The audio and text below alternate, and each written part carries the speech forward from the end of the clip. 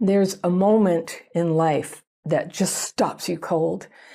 And it's not when something bad happens exactly. It's when something bad happens and you realize you're facing it completely alone. And that moment came for me after years of holding it together. I'd been through a brutal divorce. When I tried dating again eventually, the guy died. I'd had 14 major surgeries, and just all of this was in a few years. And as everything was falling apart, I looked around for help, for support, for someone to show up with soup or sit with me on the worst day. And people would show up, sort of, they'd come, they'd bring something, they'd talk for a little bit. But it's just that these hardships, these surgeries and stuff, they just kept happening. And after a while, people stopped coming. And then I was alone. I had no real friends, not the kind who show up, not the kind you can call in a crisis. They're just, people I knew. And I had been there for some of them, but it just turned out not to be a reciprocal relationship. They were people I'd seen at work or at events or in passing, but no one, who I could lean on when I needed it the most. And this hit me like a punch in the chest. I had built my whole life this way, and I had to face that. I was friendly with everyone, but I was close to no one. And it wasn't that I didn't want friends. I wanted them desperately, but something was in the way. Some invisible membrane, that's what it felt like, something between me and other people. And I finally had to ask myself the question I'd been avoiding for decades, like, why don't I have close friendships? And why has it always been this way? And that was the moment everything started to change, because I stopped waving the problem off as, a temporary thing or something I could blame on my circumstances or other people. And I started investigating, what was actually going on in me. So I grew up in a house where connection was sketchy. It wasn't reliable. And my parents were alcoholic. They were neglectful. They had a lot of drama of their own. And like a lot of kids who grow up like that, I learned to be really independent, to not need anyone, to never expect attention or help or affection from anyone. So I built a life where I never had to ask, where I never had to need anything, where I could do everything myself. But here's the thing, trauma wounds don't just come from the disappointed feeling that you were neglected. The neglect itself can cause changes to your nervous system, in childhood development, where you don't end up learning to naturally connect like you were supposed to, or you can't connect fully. And I've learned that it's incredibly common for traumatized people to feel a sense of disconnection from people in every part of their lives, in every kind of relationship. So I didn't know that back then. I just knew that I felt separate from people. I could be in a room, at a party, even with someone I loved, and still feel completely disconnected. And then after my divorce and the death and all the surgery, when everything fell apart, I saw the full cost of what this life of disconnection was.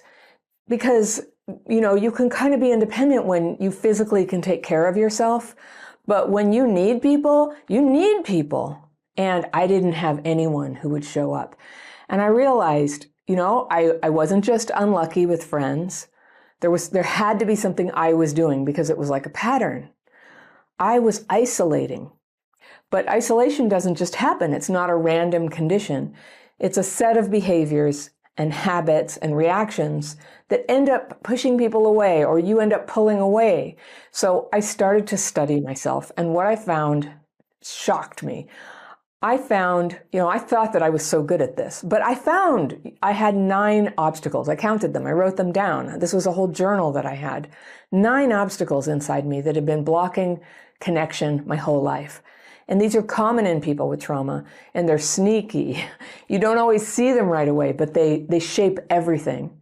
So here's what they looked like for me. First, I felt like I didn't belong. I didn't feel like I belonged anywhere. Sometimes I thought I did for like 5 seconds or a day, and then the feeling would come. No matter where I was, I had the sense that I was different, like there was a secret code everyone else got and that I didn't get it. I found out that's normal. Number 2 was I was socially awkward. I didn't know how to be myself in front of other people. I made a lot of jokes, but not always at the right moment, you know. I could be alienating with my sense of humor, and it would come off as insensitive sometimes. I either said nothing, you know, to compensate for this. I would just be really quiet, or I would say too much. 3 is I lacked social attunement, and I missed cues. I didn't always pick up on what people needed. Sometimes I talked over people, or I gave advice when all they needed was to be heard. Then number 4, I couldn't trust my perception. I was either hypervigilant and seeing rejection where there wasn't any, or I was completely blind to red flags. I didn't know how to tell what was, really going on with people. 5 was my boundaries were all over the place. Sometimes I had walls. Other times I just let people, all over my life, just come treat me bad, do whatever, because I didn't want to lose them. And I was afraid to say anything about what was bothering me. Number 6 was I ended up with a lot of mean and troubled people in my life. I also know that's very common for traumatized people. And this happened not because I wanted it to happen, and definitely not because I thought I deserved it. I didn't think I deserved bad treatment, but because I couldn't see the red flags. I just didn't know how to tell when someone was unstable or even dangerous until I was already, in too deep. I was attached. And even when things felt wrong, I would second guess myself. I assumed if there's a problem, it's got to be me. And that kind of like red flag blindness, it doesn't mean you're weak. It means your early experiences probably distorted your radar. And when you can't see trouble when it's staring you in the face, it makes connection feel like walking through a minefield. Number 7, I didn't believe people cared about me. Some didn't, but I would behave as if, I either didn't open up at all, or I overwhelm people by pouring out my whole life story too fast. Like, I better get it all in. I got to get all the communication in like 5 minutes, because I just thought people didn't care and they were about to get up and leave. But that's not really connecting, is it? Number 8 was my emotions were dysregulated. I'd either shut down completely or I'd explode. And I didn't know how to be present with people when I was at the same time feeling strong emotions, which I was, when you're going through a hard time, that's what's going on. So I was like, somebody who was just learning to drive, brakes, gas pedal, brakes, gas pedal.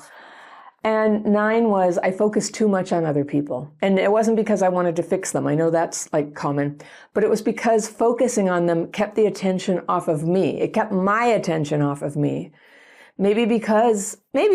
Sometimes I wanted to fix people. And I thought what I was seeing was their potential. And I would just go, oh, they have amazing potential. And I'd almost be angry that they seemed to refuse to be the person I believed them to be capable of being when I first met them. But all of that was a projection.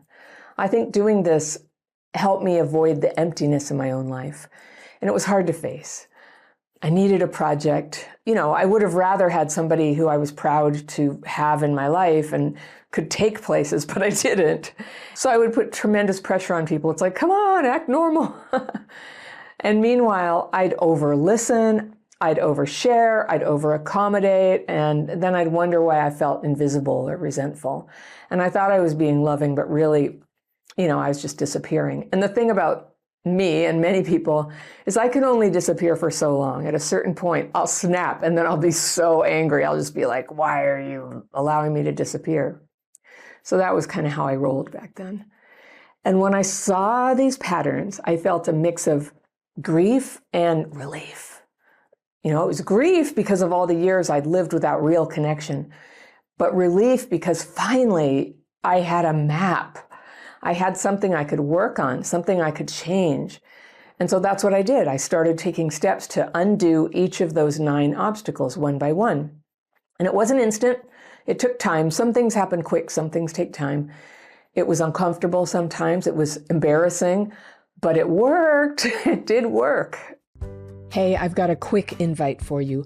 I made a free daily practice course that shows you 2 simple techniques to calm the storm when you're triggered inside. It's short, it's powerful, and it helps you feel clearer, more focused, and more at ease, fast. Click the second link in the description section below, or use the QR code right there, and you can start your course right away. Here are the shifts that made the difference for me. And you know what? I have a whole book. I wrote a whole book about what I learned from this, how to connect with people. It's called Connectability. You can order that right now. There's a link down in the description section, or you can go to connectabilitybook.com. So here's what I did. One was I softened my avoidant behaviors. I stopped ghosting people. I stopped disappearing. And when I got scared, I stayed just a little longer each time, just enough to kind of talk things out. Number two was I taught my heart that I belong. Sometimes I just had to tell myself because I didn't naturally believe it.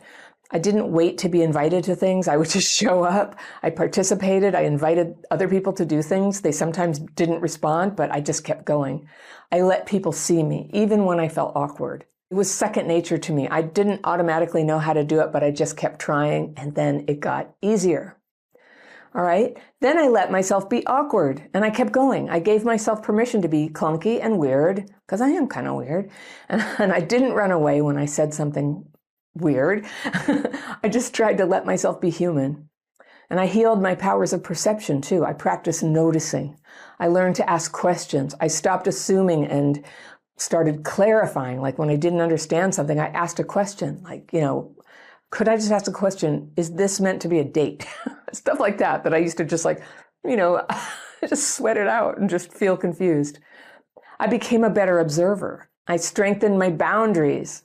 I started saying no when I felt like saying no. Like, it's okay. I could make a plan with somebody to do something and then change my mind and say, you know what, this isn't going to work for me today.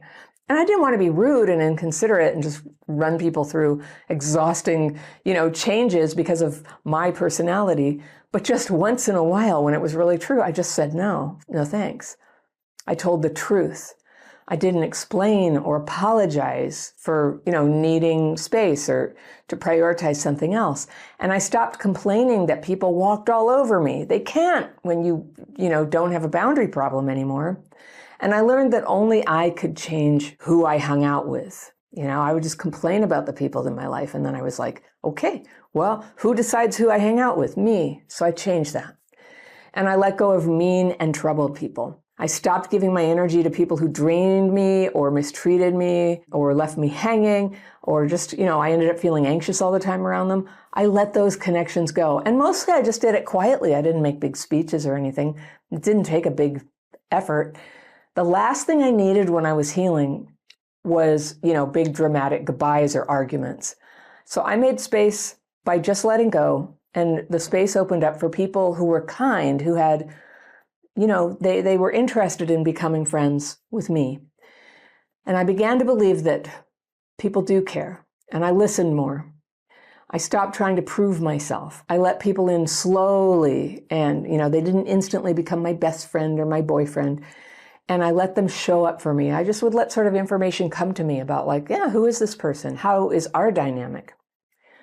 I regulated my emotions. That's a learned skill, by the way. If you haven't learned how to do that, you can do that in a number of my courses, like Dysregulation Bootcamp and Healing Childhood PTSD. So you can check those out too on my website, crappychildhoodfairy.com. I always talk about the daily practice, but that's what I did. I used the daily practice techniques because when you start to make big changes in your life and set boundaries and people are mad at you and falling away, you need a way to deal with all the feelings that come up. If you've been living with trauma for a long time, there's a lot of jammed up thoughts and feelings. It's very crowded in there. And so when something kind of painful is happening, like you made a hard decision and now you feel kind of guilty, you need space to process that and, stay real with it and figure out what you need to do about it, if anything. So with my daily practice, at the time I was making these changes, I had actually quit for 2 years. I was mad that my, marriage fell through. I was scared that I was left with 2 little kids and not very much work. And I did pull it together. It was okay. It all worked out just fine. But, it was scary right then. But I was mad because I guess in my first 12 years of the daily practice, in the back of my mind, I thought it was like a magic trick. And if I was good and I did the techniques, I would get everything I wanted. And I thought I wanted the marriage to last. It turns out the marriage ending was one of the best things that ever happened. But it was a very hard road for a couple years. So I didn't see that right away. And gradually I realized how bad things got. When I wasn't doing my daily practice for 2 years, the downfall didn't happen right away. It was just this gradual drift. And it took me a long time to go, wait a second, this isn't a coincidence. This isn't all just like bad luck. That I was losing a lot of my ability, that I was losing my red flag detector. I was losing my self-confidence. I was losing my energy. I was losing my boundaries, problems were just like escalating in my life. And it got bad enough that I finally returned to my daily practice. And it was like overnight, things changed direction again.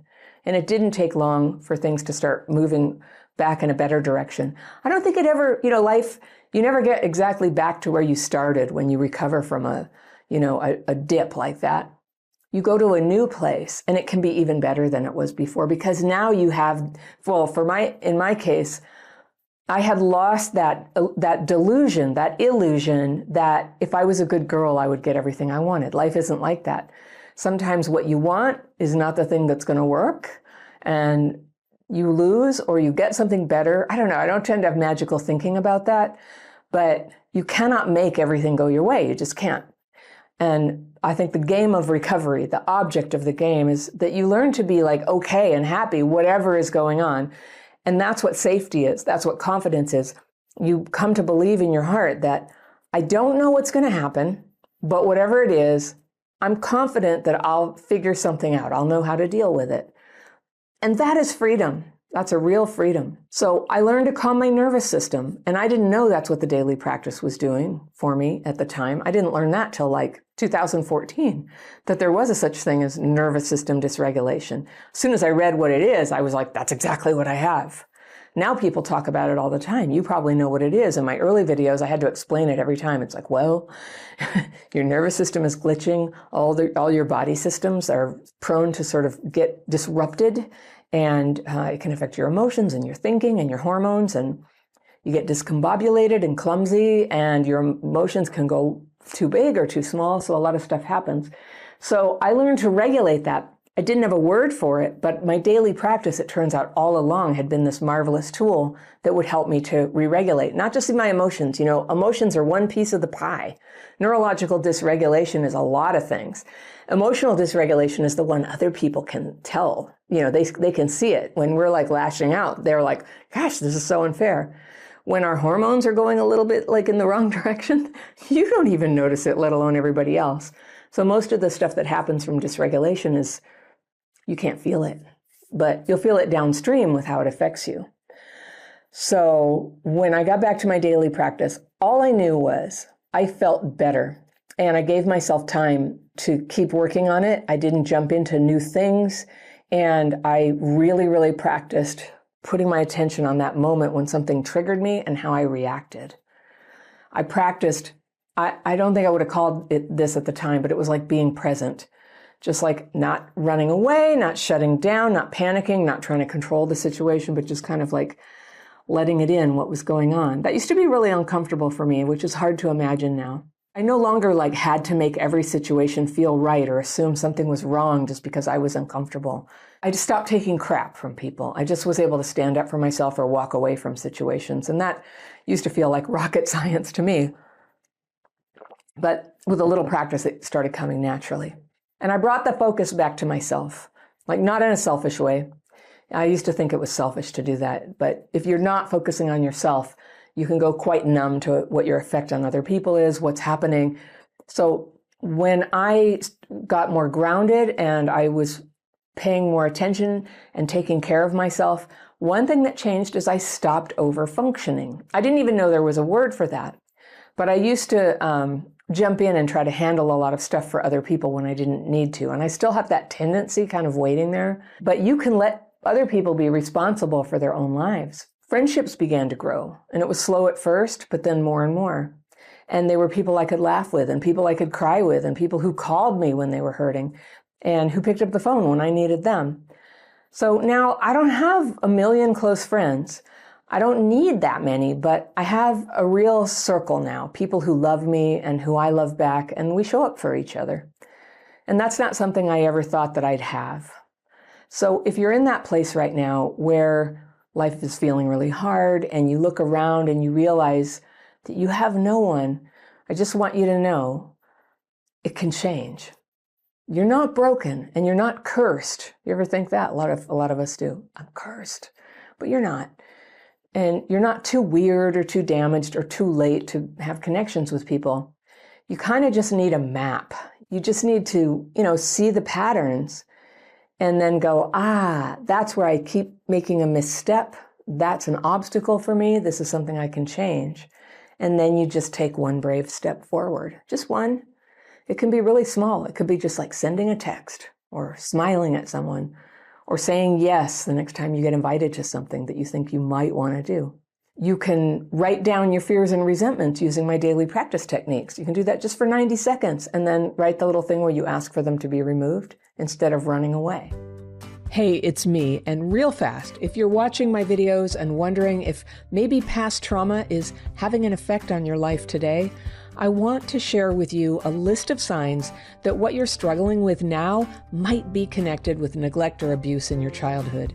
It's good to know this because it can help you know that what's hard for you right now is normal and that healing is possible.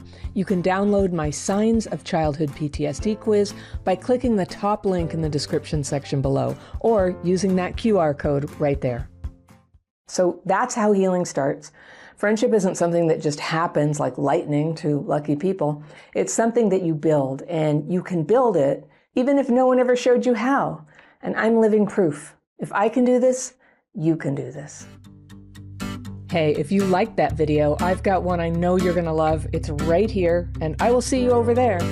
Pushing people away so that you can be alone is incredibly common with people who grew up with childhood trauma. If you keep using isolation to manage your CPTSD triggers, just about every option in your life will gradually close off to you.